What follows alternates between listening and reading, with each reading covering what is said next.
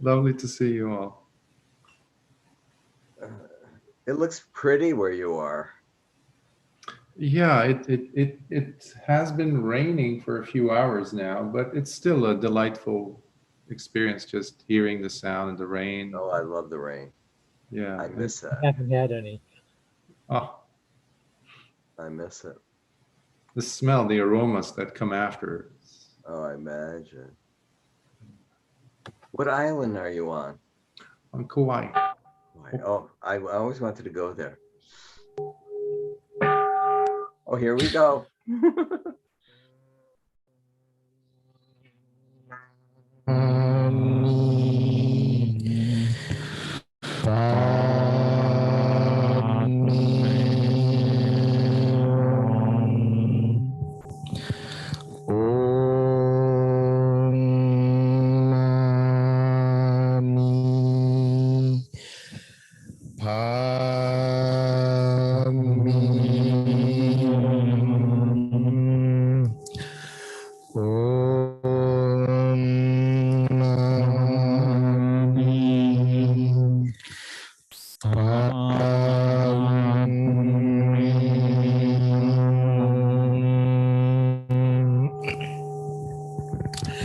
Good morning and welcome to the Sunday service.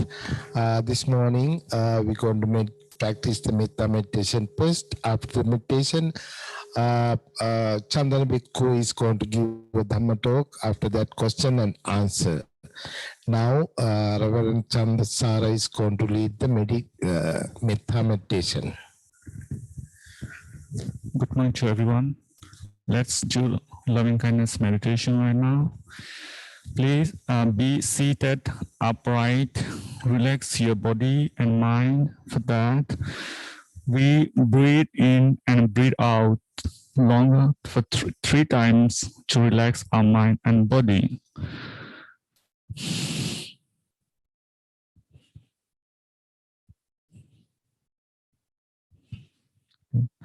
Let's spread loving kindness meditation in this way continuously.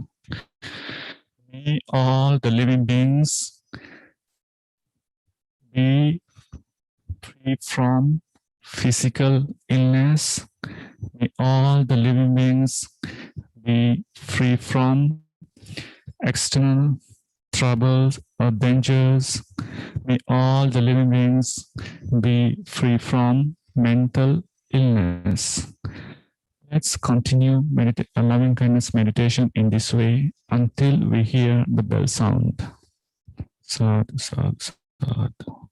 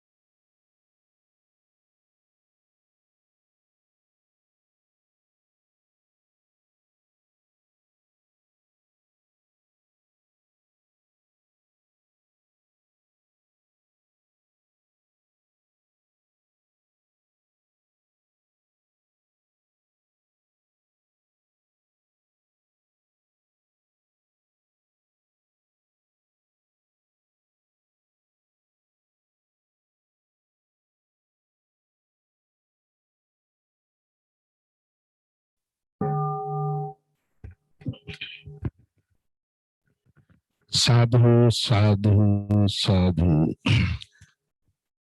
Now it's time for the Dhamma talk. Today our speaker Chandana Bhikkhu. I think we need the earlier talk with Chandana Bhikkhu. I think he's ready. Chandana, you can start your Dhamma talk. You can talk almost around half hour, then another 5 minutes or 10 minutes for the question and answer. So you can start now your talk, and we really appreciate about your energy and spending time for the Dhamma. Thank you, Chandana, so much, and you take care, okay? Thank you, Venerable. Thank you. Thank you for this opportunity as well to share some Dhamma with the community at large at IBMC.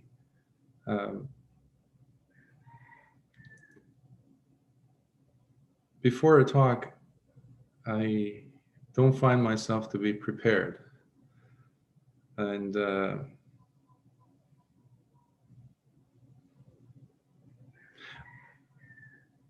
as far as a topic goes, as far as a theme goes, what to choose, what would be helpful. Usually the last part, what would be helpful the most? That's the question that helps me navigate. And perhaps I'll use that as my entry point. What is helpful? What is truthful? What is beneficial, therefore? What is coming from a point of love, loving kindness? So what is truthful? What is beneficial?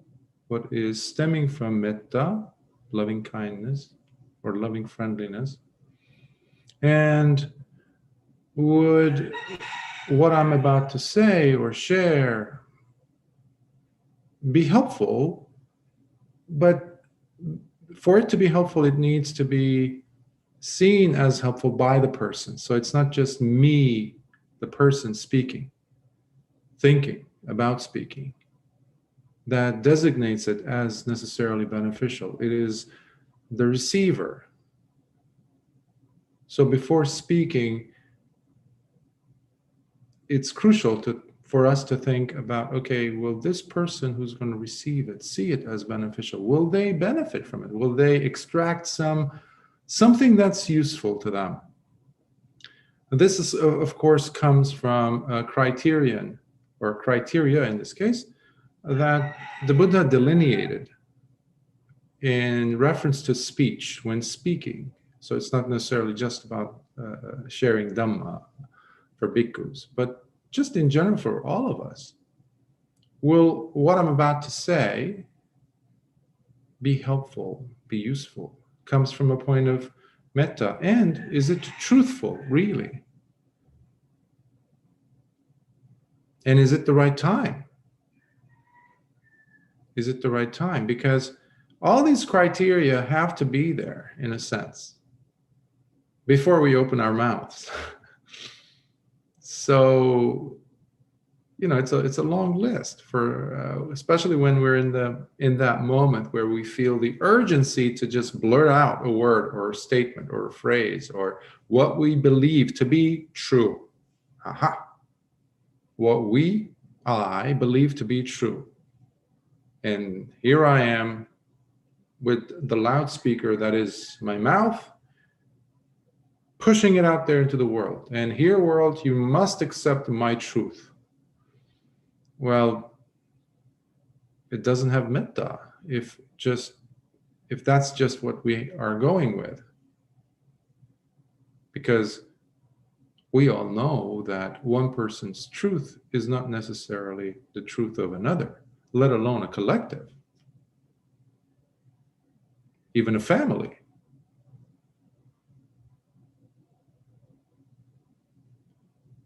And then coming from a place of loving kindness, okay, even if it is truly genuine, 100% bona fide metta, that's where it's coming from. It's stemming from the intentionality behind these words. we must also check to see whether the place where it will land, whether it is able to receive it. Sometimes factors such as it not being the right or appropriate time limits its functionality or limits its usefulness, shall we say. So even though it came from a point of metta, source of metta, it doesn't necessarily do much. And it might even be counterproductive completely. So what then this necessitates is for us to pull back a little before we release the word, the statement, our thoughts. Basically, exactly the opposite of what us in society are doing today. Whatever comes to mind, boom, it's out there. And the platforms are so many for us to squeeze, push, bulldoze our concepts, our thoughts out into the world. Hey, it's my truth, so it should be your truth. And if it's not your truth, guess who's wrong? You are wrong because you're not accepting my truth. And you have a collective that is doing this. And the Buddha used a term called putujjana. Putujjana, usually it's translated as uneducated worldling, but it's far worse than that. Because a person might have 3 PhDs, but still qualify for being a putujjana. They might know several languages, but they might still be putujjana. Putujjana is a person who's unwilling to change, unwilling to open up and explore possibilities, unwilling to learn the Dhamma and practice the Dhamma. They lack experience. They're full of jargon. And they have zero discipline, zero. And they're full of kileshas. Kileshas are the defilements that the Buddha always went back to. These are 3. They're called, in English, sometimes they're called the 3 poisons. You might have heard about these. I've mentioned them quite often. And they typically come in English like lust, or greed sometimes. That's lobha. Dosa is the anger, the aversion. I don't like you. I don't like this. Hatred even can qualify for that, dosa. And then the third one happens to be delusion. The not knowing that one is at fault, in error, in their thinking, in their feeling, etc., etc. Usually in their thinking, in their premise. Now, when we take these kileshas, these 3 defilements, and squeeze them into every single moment of consciousness, every single moment that we are alive, meaning every thought we have, every perception we have, every mental concoction we come up with, every imagining, every memory is drenched with them, at least one of them, then we see how we've come to this decrepit situation in the world. The kileshas have always been around because humanity has been living in avidya, in ignorance. And that is why Lord Buddha came and shared with us the Dhamma as a cure for avidya, which is ignorance. It's not just ignorance, by the way. Usually, vidya so the word is avidya. A is an antonym in Pali or Sanskrit. So it nullifies what this is. It's the against. So avidya. Vidya is knowledge, is understanding, is seeing sometimes. It's called, it's depicted as seeing and knowing. So avidya means the not knowing. So that's one way to transliterate it. However, Lord Buddha goes into details about where that stems from, or what is a better definition for it, if you will. And we have its depiction beautifully done in the Paticcasamuppada, which is the 12 links of laws of causal relations. And I'm not getting into that because it's quite vast of a topic. But just picking up avidya, which is basically the source of all of the other dramas that happen. And it has to do with a sense of grasping, even though upadana shows up later on in the linkage. But it has this mental grasping, feeling tone to things. We're liking to attach ourselves. But to what? To the status quo, or specifically, kileshas. When we study the Dhamma, we look at these principles, and there's so many of them, of course, and the Buddha used different tools to help us navigate, almost like a chart. Like if you're traveling in space, and you need a chart, you need a star map somehow to kind of know your bearings, to know where you are. So the Buddha used several different formulas. One of them is, one collection of them is the 5 spiritual faculties. 5 spiritual faculties. And they're comprised of saddha, or saddha, which is faith or confidence. It's not blind, it's not belief. There's a difference. So confidence, which usually stems from one's own practice and application of a tool, which gives them a sense of some level of mastery, if you will. Next comes virya, which is the persevering energy. Sometimes it's called effort, or efforting, present continuous. Next comes sati, which is the mindfulness part. Next comes samadhi, which is the collectedness of mind. Collectedness, stability of mind. Sometimes it's translated as concentration, but I disagree with that definition, because it doesn't leave much room for wisdom, which, by the way, happens to be the 5th one, panya, of these 5 spiritual faculties.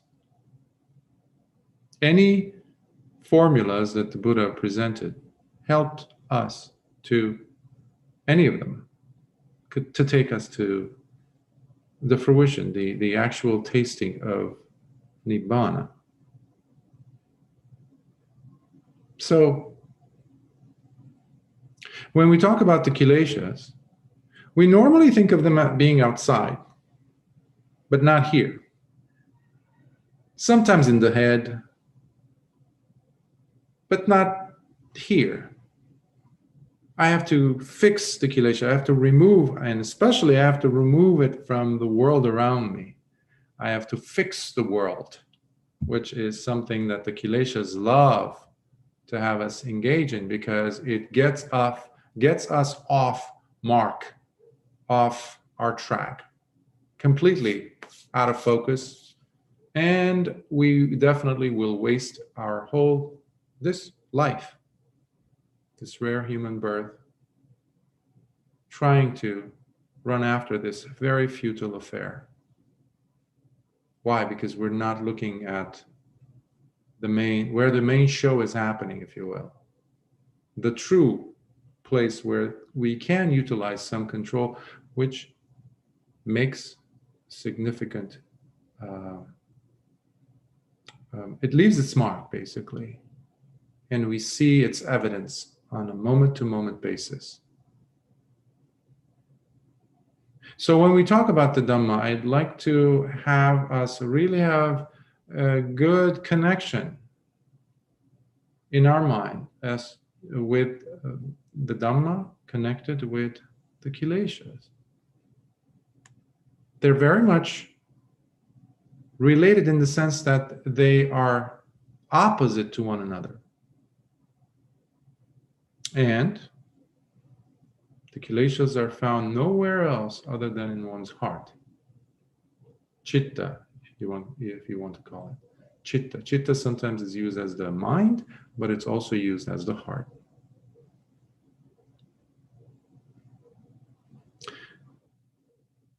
A question might arise as to where the Dhamma is.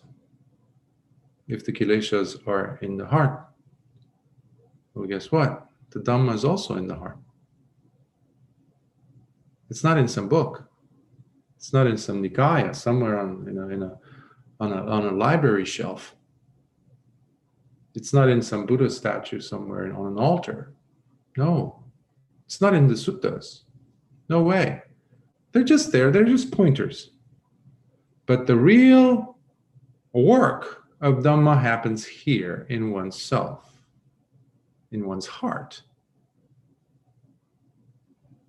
So if I want to make a change in the world, then I need to start from here. And this is where it all is happening.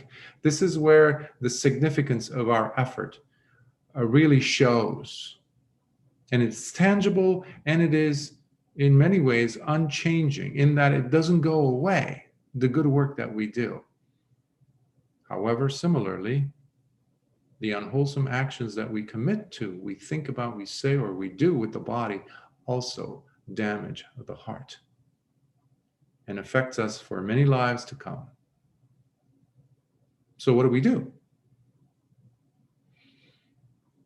I just picked out the 5 spiritual faculties out of a slew of different formulas because I have a certain affinity to the 5 spiritual faculties because they're rather simpler to delve into and talk about. And they're beautiful and they're deep.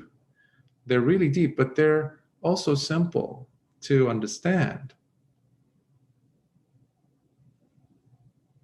Sati is, first of all, mindfulness, or remembering to be aware, sati, is found in different formulas. It's found all over the Dhamma, the teachings rather. And in this formula of saddha, or conviction, or trust, that's another word for it, faith, and virya, samadhi, and panya. Sati is in the center. Sati is like that chaperone, is the one who is going to keep and keeps a balance in all of these. So sometimes meditation students come to me and say, Bhante, how should I, I'm putting a lot of effort. How come nothing's happening? How come nothing's happening? Well, that means the person is putting too much virya, too much energy, which is hot. It's like trying to, light a campfire, but then to just make a little bit of coffee or tea, but you're putting in logs and logs and logs in there and burning them up. So you have a huge blaze. Well, you know what's going to happen. You're going to, first of all, start a forest fire. 2, you can't even hold, if you can even see, the kettle that you're using to warm the water in. So what we need to do then is apply sati to balance it with wisdom. So virya needs to be balanced with wisdom. So sati is the one who negotiates this. And then faith. We all know, most of us, I'm presuming, come from a Judeo-Christian background, and faith has turned into blind belief. Well, that's what most people understand. Believe, just believe in this. And by the way, it's not just within the umbrella of religion or religiosity, because you see a lot of that in political systems, in movements, social movements, all of that. So if you're not of my belief, remember wanting to go outside and fixing the world? Whose kileshas am I after? I can't fix someone else's kileshas. I got to go and address mine. So sati is the one that says, hey, hold on there, tiger. Come over here. Come over here. You have a lot of faith, you're saying, in the Buddha, for example, or this teacher.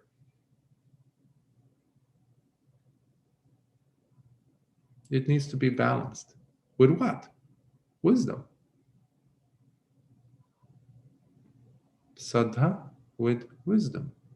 And the way that we know these interactions, these fine nuances to be taking place is thanks to sati. So in this, if I were to use a metaphor, you could say it's like that conductor, music conductor that has over 150, 160 orchestra to guide, to make sure that they can all play their respective parts perfectly at the right time, the way that they're supposed to, the way that the composer had intended. And they have to have a very sharp ears to see what needs to be. And that is sati. If you can bring that image into one's life. And similarly with samadhi, because if samadhi is just let loose in a sense, and the person just goes and goes and goes without applying wisdom, they're going to delve into one-pointed concentration to a point where it becomes like tunnel vision, and they cannot gain any insights. They might even relinquish their other responsibilities, their families, what needs to be done, etc., because it can pull a person in.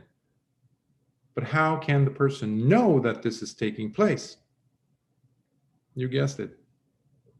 The conductor must be there, which is sati. So that is what we are looking at. So saddha, belief, or actually faith, conviction, trust, confidence, with the help of sati, applying it with wisdom, the person is on solid ground. Same with virya, they can balance the energy. Same with samadhi. And sati is always there, once it's continuous with wisdom. When we have maintained enough sati, sati transforms itself into wisdom. However, how can it do that? There's a thing called sila, which is not such a fashionable thing apparently in the world, especially in the US, actually in the world today, where the moment we hear the word moral or virtue, that's such a passé term these days. Everyone, from politicians down, from religious leaders down, oftentimes it's not captured in their behavior, and it's very behavior based. So that needs to be there. It's not just the samadhi or the meditation practice or our studying of the Dhamma that will allow us to taste its fruits. Otherwise, it's just mental jargon. We're just becoming more and more of a putujjana, that uneducated worldling character. So we need to apply, we need to bring in virtuous behavior, mine, ours. I have to insist not on you becoming virtuous first. I have to insist on me becoming myself, this person, the person in the mirror. I need to first work on changing, adding drops, more and more drops of virtue into my daily life, starting by being compassionate towards myself, saying I forgive you with every step I take, literally every step I take, and then allowing the heart to open up and share that with someone else. And it's almost like dirty silverware that we can take, and we can grab a piece of cloth and we start wiping it with some liquid or like lemon juice or something. And guess what? With that constant rubbing, carefully, patiently, suddenly we see the brilliance of that silverware come back to it as in its heydays. That's like the virtuous development that happens in the person. The Buddha calls this sila. Without sila, there's no Dhamma. For about 30, 35 years, you have people in Western schools of secular Buddhists in medical fields, etc., that have been advocating for mindfulness-based stress reduction, mindfulness-based cognitive behavior therapy, all these things. Okay, that's great, fine, but guess what? Without sila, without the virtuous part, developing a solid moral character. Again, morality is not something imposed from the outside. Some church, some temple, some mosque, somebody pointing the finger, if you don't do this, there will be punishment. That's not the morality that the Buddha talked about at all. It is the skill, the discipline that we have. We're all here disciplined at something. At the very least, disciplined enough to go to the bathroom. Why? Because we've done that years and years ago. We know how to drive a car, most of us, or ride a bike. What is that? Discipline. So you can think of virtue or virtuous development in behavior, morality, as another form of discipline. That's what we say and when we take the 5 or 8 precepts. Sikkhapada. Sikkha means the training. In what? In disciplining oneself. So that needs to be a key ingredient in everything we do and think and say. That's what is going to breathe life, effectiveness into sati, to make sati turn into mahasati or great sati. And consequently, it will turn sati into panya and eventually into mahapanya. These are the 2 key ingredients that need to be there for nibbana to occur. But as you've seen, they rest on the roots of other factors, such as sila and samadhi we talked about already, and panya we talked about. So we cannot exclude one and just highlight the other and say, no, I'm just going to focus on this. That is not up to us, because there are certain laws in nature, in existence, in development of a being, which the Buddha discovered, which he termed as the Dhamma. Specifically, the teachings that he passed on to us. After almost 26 centuries, we still have this, and it's a formula that works. How great is that? It's amazing. So this talk today is on Dhamma as the cure. Dhamma as the cure. The teachings of Lord Buddha as the cure. And that's a term that in the world, we've, at least in the United States and in Europe, people have pushed away from. In fact, if you're studying to become a medical professional, you're not allowed to say the word cure. We're not allowed to say that. I'm a mental health professional. I'm a psychotherapist, licensed in the state of California. And guess what? You can say treat. You can say manage. But cure? No, that's a heavy duty word. We're not allowed to say that. Well, why not? Why get into this profession of healing other human beings?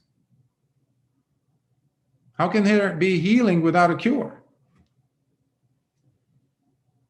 So we use these ridiculous terms that, people have come up with. People usually in suits and things, worrying about other things other than what needs to be happening. There's a person who needs attention. They have cancerous cells, tumors growing in their bodies. They're in pain. I got to go in there and find the causes and not treat the symptoms. Not treat the symptoms. But that's what we have, not only in the medical professions, in the healing professions, but especially that true virus has actually gone and seeped into the way we think. We never look at the main causes, or cause specifically, which is avidya, which is the 3 poisons in one's heart. We never want to look at that. We might give a little bit of donation. We might do our weekly ceremony and things. We might even take the 5 precepts, but just through words, paying it lip service means nothing. You might even go on retreats and do intense meditation retreats. But when it comes to you getting off of your cushion and walking away, and all of a sudden you're looking at someone else saying, how could she do that? How could he say that? Already I'm spewing my vomit of poison at them with hatred, anger, and delusion. So we need to bring in, say, okay, if these are then the symptoms, then there's a problem. I thought I actually treated it. I actually thought I got rid of it, but I didn't, because that's where it is. The Buddha always advised his students, specifically his monastic students, to go into seclusion for a while at least. Because that's where you're definitely going to see your kileshas come alive. Your fears, your thoughts, your worries, your expectations. And those of the students who persevered and they looked and they took the teachings, and they didn't know as much Dhamma as we do, by the way. 26 centuries later, many of us know more Dhamma as far as knowledge or data than many of the bhikkhus and bhikkhunis. Strange, isn't it? Many of them just took one single meditation object from the Buddha and took off, went and sat under a tree or into the mountains or somewhere. And they just worked on it. Many of them were illiterate. So let's make the Dhamma into the cure that it already is.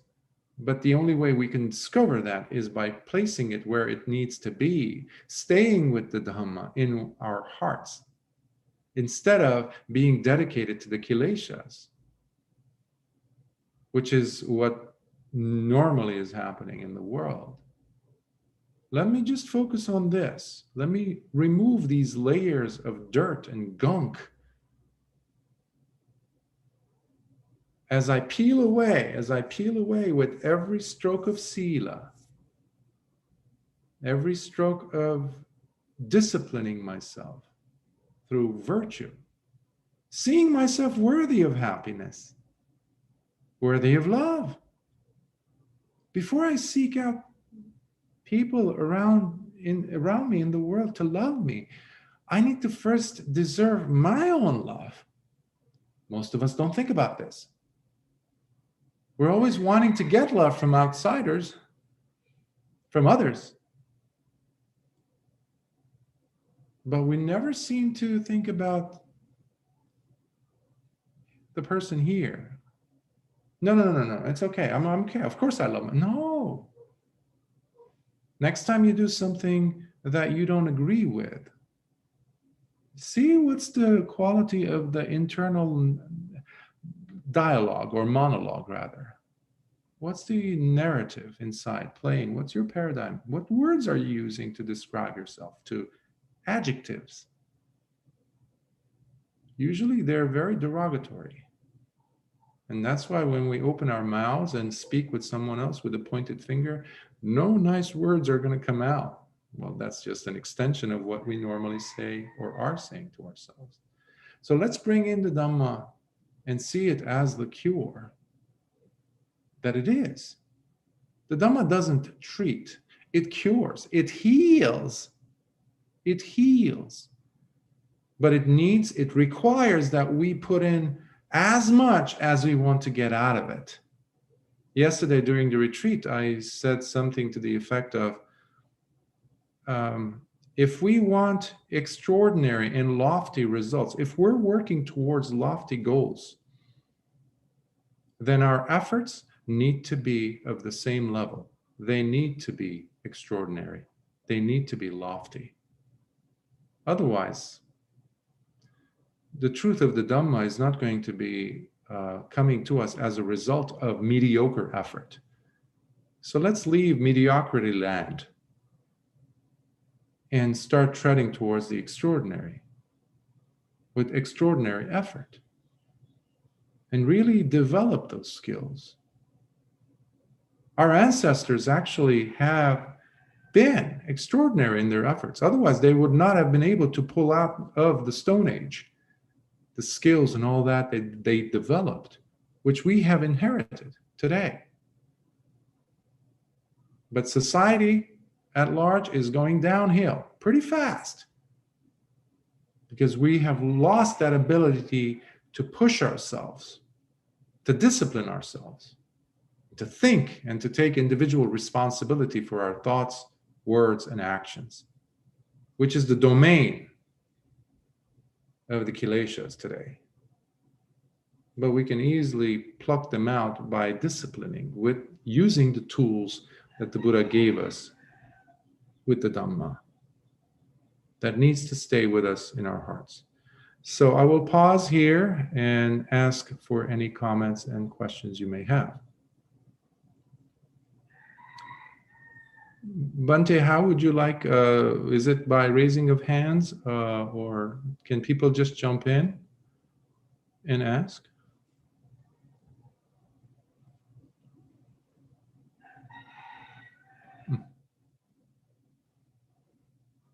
Please don't mind the roosters outside. They never stop. They're like the kileshas, the defilements.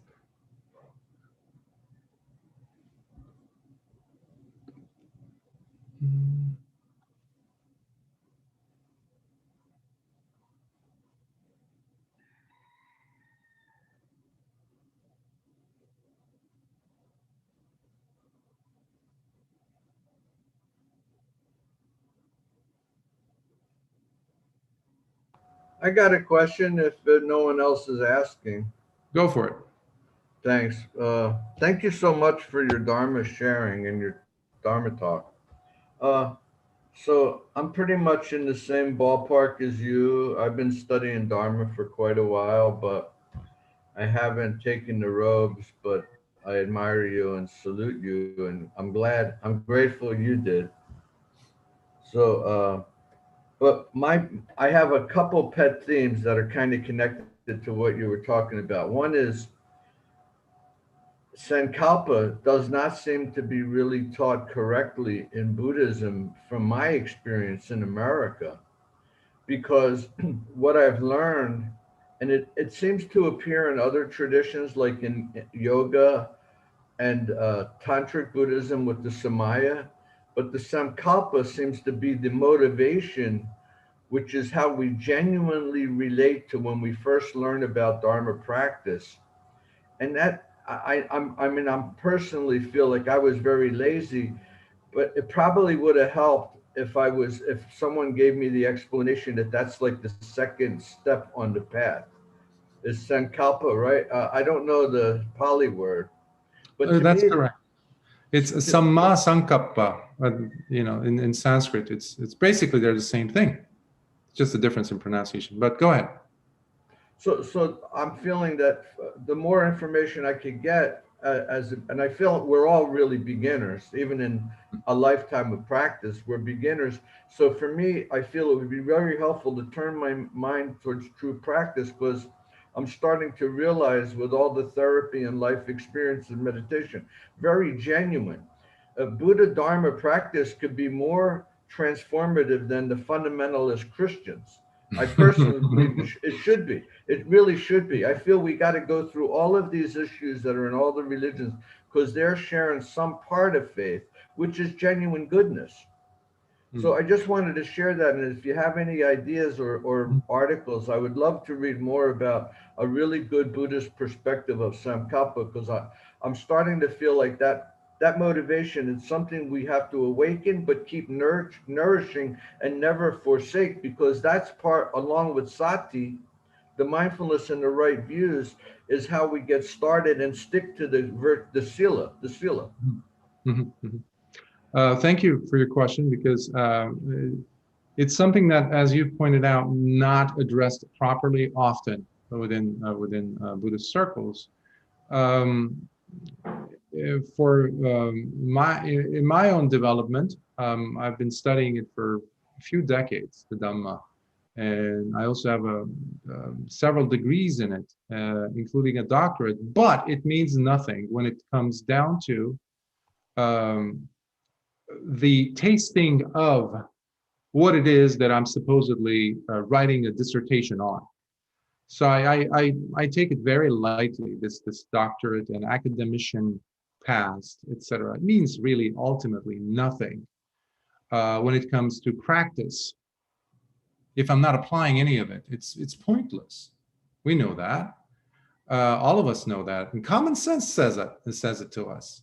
So instead, I very much like using the principles of the Dhamma in, somatically, meaning to bring it into the body, to make it very relatable to each of us.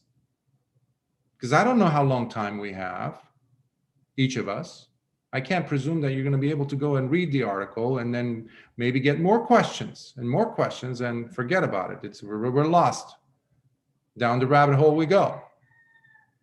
Okay, so what can I do? All right. Use the examples that are abundantly around you. For example, you're hungry. You made yourself a lovely breakfast, some oatmeal, and it's right there in front of you, and you're hungry. Sankappa is the thing which reaches over and grabs hold of the spoon or the bowl and goes after the food. You don't mess around when you're hungry. Right there on the spot. See, oftentimes we philosophize, we intellectualize what the Dhamma is. And that's such a sad case of misunderstanding. Well, the Dhamma, the Buddha was such a pragmatic individual. He was such a loving, caring, compassionate teacher. He didn't have time to waste. That's why Sangvega is always there. Urgency, up until his moment of death. He's like, what are you guys doing? Go ahead and sit. In fact, there was one bhikkhu who had realized that, oh my, I have wasted such precious time. The teacher was there. He was always here. For decades, I've been around him, and I have not tasted any of these sublime fruits. What am I doing? Meanwhile, his buddies had gone, paying homage to the teacher, and they're saying, oh, come on, what are you doing in your kuti? Come on, let's go. We might never see him alive again. And he's like, okay, you guys go ahead. I need to sit here and meditate. And they go and complain to him. Could you believe this guy? How can he be called a bhikkhu? He's not even respecting you to pay his respect at the very last moment. And the Buddha smiled and he says, that's what you should be doing too. And guess what? That bhikkhu attains arahantship. He becomes fully enlightened. Why? He comes over and the Buddha says, that is the greatest way that you can pay homage to me. So there's so many metaphors and analogies. And if in case you get, if it's not clear, the Sankappa or the mind, the kileshas love to play around with us. Just think of the burning house, the image of the burning house, and we're in it. You're not going to sit there and start calculating or counting how many factors does the Eightfold Path have. Or which one is this? Is this Samma Vayama? Is this right effort? Or Samma Ajiva, livelihood? Or, you're going to get yourself out of there. That is Samma Sankappa right there, because the intentionality that sucks into it like a black hole, every aspect of you, vidya, energy, wisdom, application, which is another form of the livelihood part. All of it, you squeeze into it, funneling your way out, bulldozing your way out of that burning door. That is Sankappa, which, as you can see, has everything to do with urgency. Urgency. Ananda, for example, for 25 years was the close attendant to Lord Buddha, his own cousin. But what did he do? He was simply enjoying the laurels of his Sotapanna attainment, which is stream enter, the first stage of awakening, up until the moment of Lord Buddha's dying. And the Buddha looks over through the corner of his eyes and he sees Ananda crying, leaning against a tree. And he calls him over. He says, "What are you doing, Ananda?" He says, "Lord, exactly that. I've been wasting my time." And the Buddha, you have so many examples where the Buddha is urging him to go and sit and apply. And we today have all the suttas thanks to Venerable Ananda. I mean, the guy had a photographic memory, literally. We have all this vast 84,000 teachings, it's called, thanks to him. But he didn't push himself hard enough. So Sankappa has every bit of urgency within it in the presence of wisdom. In the presence of wisdom, which has to be there. But how can we detect it? That it is there or it's not? That's where, as you said, sati comes in. So I hope this is helpful. Bhante, I think, are we okay or? Yes, I think that's good answer, Chandana, and thank you for the good Dhamma talk also. And it's time in LA time, almost 12 o'clock. We have to little bit chanting and to stop the program. So we're going to chant the page number 4 and page number 10. By the way, thank you again, Chandana. Hope to see you again sometime in next month. And next Sunday, coming Sunday, Subodha is going to give a Dhamma talk. So let's start the page 4 and page 10. Namo tassa bhagavatu arahato samma sambuddhassa. Namo tassa bhagavatu arahato samma sambuddhassa. Namo tassa bhagavatu arahato samma sambuddhassa. Buddham saranam gacchami. Dhammam saranam gacchami. Sangham saranam gacchami. Sentient beings are numberless. I vow to save them all. Deluding passions are inexhaustible. I vow to end them all. Dhamma gates are limitless. I vow to end them all. Buddha's way is supreme. I vow to attain it. May suffering ones be suffering free, and the fearless be. May the grieving shed all grief, and the sick find health relief. May all merit be extended to everyone, that we, together with all beings, may gain Buddha's way. Om Mani Padme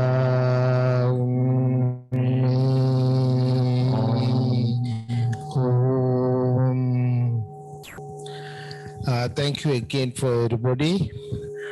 By the power of the Buddha, Dhamma, and Sangha, you all be well and happy.